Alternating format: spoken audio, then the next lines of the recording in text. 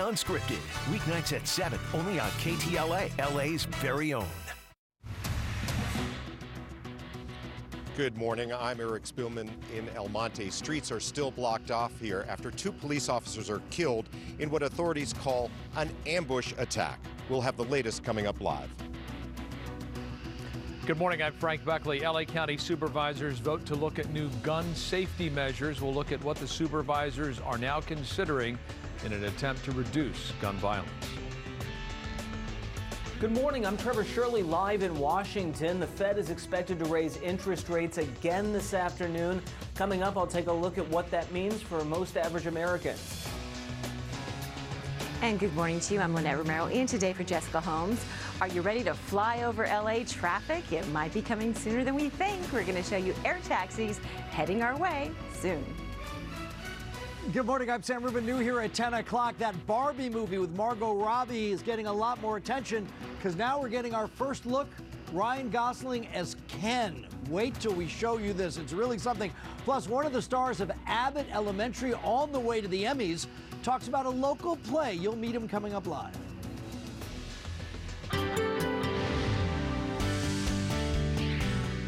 Oh, it's 10 o'clock and the sun is out. Temperatures are warming up. It's going to be a hot one this afternoon and then cooling down for the weekend, just in time for Friday, Saturday, and Sunday.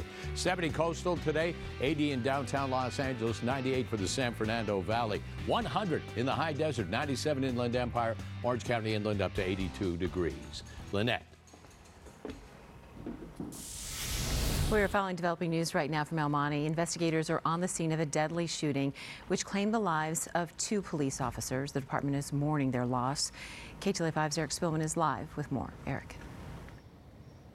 Good morning, Lynette. The investigation here has been going on for many, many hours. The shooting happened in front of the Siesta Inn Motel, and we can't even really get close to it because all of Garvey Avenue is still closed down in both directions. It is still taped off. Many, many investigators have been working to collect evidence, including surveillance video, to get a better idea of how this happened.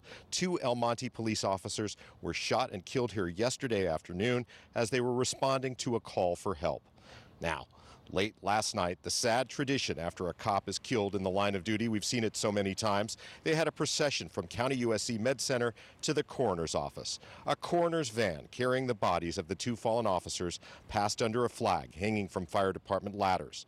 The firefighters saluted, and the crowd of police officers, families, friends, and other mourners walked solemnly behind. The 2 cops were ambushed just doing their jobs. They were called to the motel here at Central and Garvey to investigate a report of a possible stabbing. Witnesses say they immediately encountered gunfire from inside a motel room.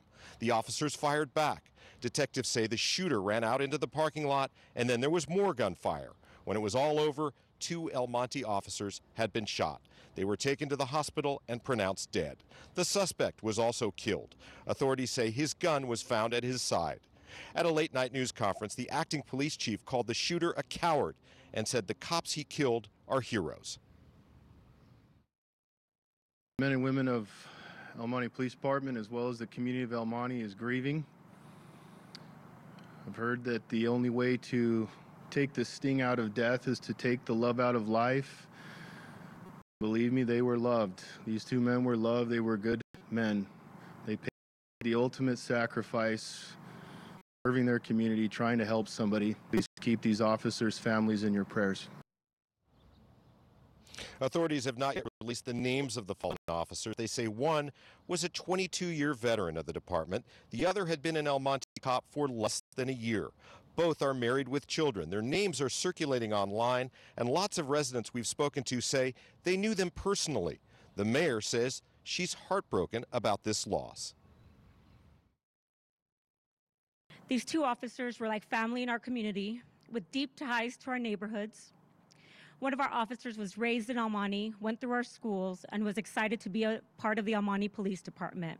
The other fallen officer was a new officer patrolling our streets, excited to be on the force, ensuring that the community members he had met along the way were protected.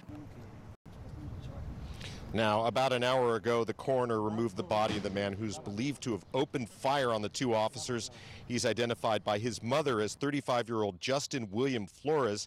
His mother says she does not know why her son would have shot the officers. She says he served time in prison for domestic violence.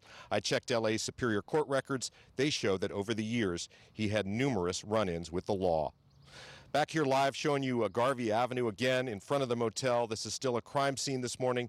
It's been a violent and tragic week for law enforcement in LA County. First on Tuesday, a CHP officer shot and wounded in Studio City. Then yesterday, the two officers killed here in this confrontation in front of that motel. We'll send it back to you. Eric, thank you for that.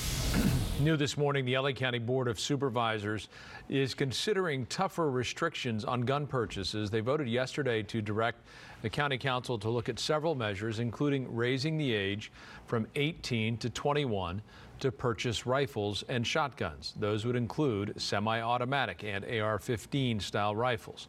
The other measures being considered would ban the sale of certain large caliber handguns, enact safe storage laws, and prevent a vendor from selling firearms near a school.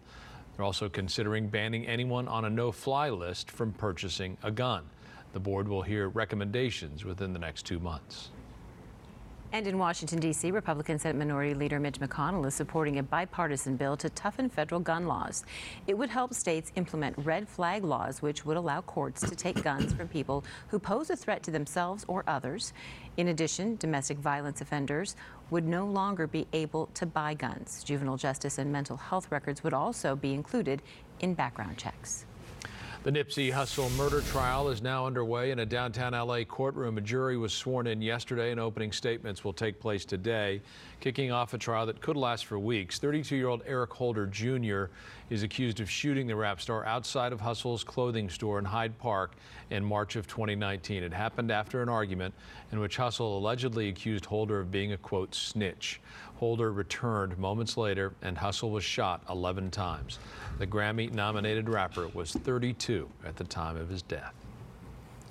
LA County courts will end pandemic-related changes to its bail system at the end of this month. In March of 2020, courts enacted an emergency bail schedule, reducing bail for certain offenses.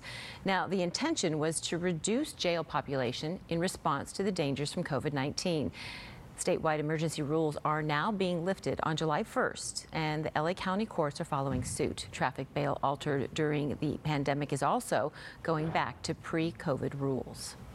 Democratic lawmakers in Sacramento are moving swiftly to make abortion rights part of our state's constitution. Fearing the U.S. Supreme Court will soon strike down Roe v. Wade, they want to put an amendment on the November ballot that would ban the state from denying abortions. The measure was approved by 2 Senate committees yesterday. It must clear the legislature by June 30th to get on the ballot.